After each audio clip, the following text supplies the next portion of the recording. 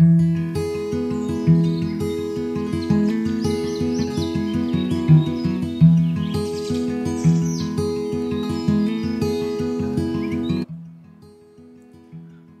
kapaglaom, maayong buntag kaninyong tanan.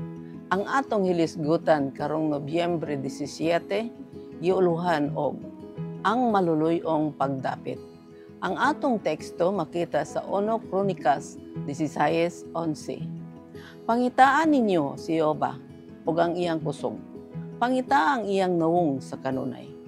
Kapaglaom, kadtong nahimong mga anak sa Dios, adunay obligasyon ngadto kaniya sa pagbuhat sa tanan, sumala sa ilang gahom sa pagpangita o pagluwas sa nawala. Ang maluluyong pagdapit nga unang gihatag ni Kristo kinahanglan dawaton sa mga tawhanong tingog ug ipadayag sa tibuok kalibutan. Ang espiritu ug ang pangasaw-unon nagaingon, umari ug siya nga nagapatalingog, paingna, umari ug ang giuhaw paaria. Ang may tinguha paimna sa walay bayad nga tubig nga nagahatag sa kinabuhi, pinadayag 22:17. Ang iglesia magaingon, umari, ang tanang gahom sa simbahan aktibo nga moapil dapig sa kamatuoran. Ang mga sumusunod ni Kristo kinahanglan magiusa sa ilang paningkamot sa pag-awhag, sa pagtagad sa kalibutan ngadto sa paspas nga katumanan sa mga tagna sa pulong sa Dios. O daw unsa ka solimni ug kamahinungdanon ang buhat nga gisalig kanato. Daw unsa kahalayo ang naabtan sa mga resulta niini. Unsaon nato pag-angkon sa kusog ug kaalam nga mahinungdanon alang sa iyang malampusong katumanan niini? Ingon nga si Daniel nangita sa Ginoo, naan kita usab mangita kaniya. Si Daniel mipahayag, akong gipaatubang ang akong nawong sa Ginoo nga Dios. Sa pagpangita kaniya, pinaagi sa pagampo ug mga pangalyupo. Apan ang pagpuasa, ang pagsapot sa ako o mga abo, Daniel 9:3. Kinahanglan nato pangitaon ang Ginoo diha sa pagpaubos ug paghinulsol ug pagsugid sa atong kaugalingong mga sala ug magaduol ngadto sa suod nga panagiusa sa usag-usa. Ingon ka siguro samtang kita matinud-anon nga nangita sa Dios, siya magahimo og tataw nga dalan sa atong atubangan, sa atong palibot ang mga pultahan abli alang sa atong pagserbisyo. Tunan nato sa menampuon ang buluhaton nga paghimuon og magasulod niini uban sa dakong kasiguruhan sa pagtuo.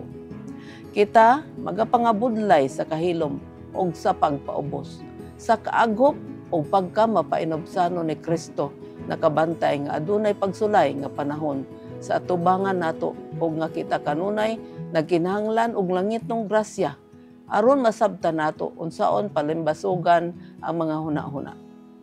Ang mapailubon, mapainobsanon ug Dios nung magbubuhat nga adunay ipakapakita sa iyang paghago, ingon nga katawhan ug ingon nga nag-inusara.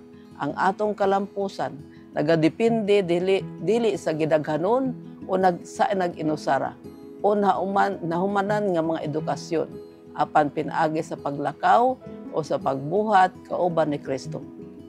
Panahon na karon nga atong tigumon ang atong kusog gikan sa tinubdan sa tanang kusog, sa pagsinggit sa makusog ug dili managana sa pagduso, palayo sa mga panganod sa kangit-ngit aron nga ang kahayag sa langit mapadayag.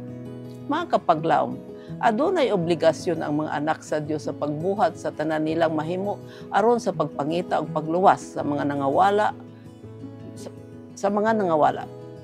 Ang Dios sa maluluyong tingog nagadapit sa tanang giuhaw ug kamatuoran nga moduol kaniya ug maoy atong buluhaton ang pagdala ni adtong mga ginauhaw sa kaluwasan ngadto sa tiilan sa Dios. Sa may nampuon tun-an nato kung unsaon pagdala sa mga nasalaag ug sudlon ang pultahan nga abli alang sa serbisyo sa atong Dios. Samtang kita magabuhat, kita pagasulayan busa nagkinahanglan sa grasya ni Kristo aron atong madaog ang kangit-ngit nga maisugod nga nagabuhat usab aron mapahilayo ang katawan sa Dios. Busa atong tigumon ang atong kusog ug mukuha kita og kusog gikan sa Dios nga maoy tinubdan sa tanang kusog ug batukan ang kaaway aron ang kahayag magamalamposon. Magampo kita. Diyos ug may gugmao namo nga man sa langit. Kami nagaampo kanimo, nga imo kaming tabangan, samtang kami nagabuhat aron among madala sa imong tiilan ang mga kalag nga nangawala.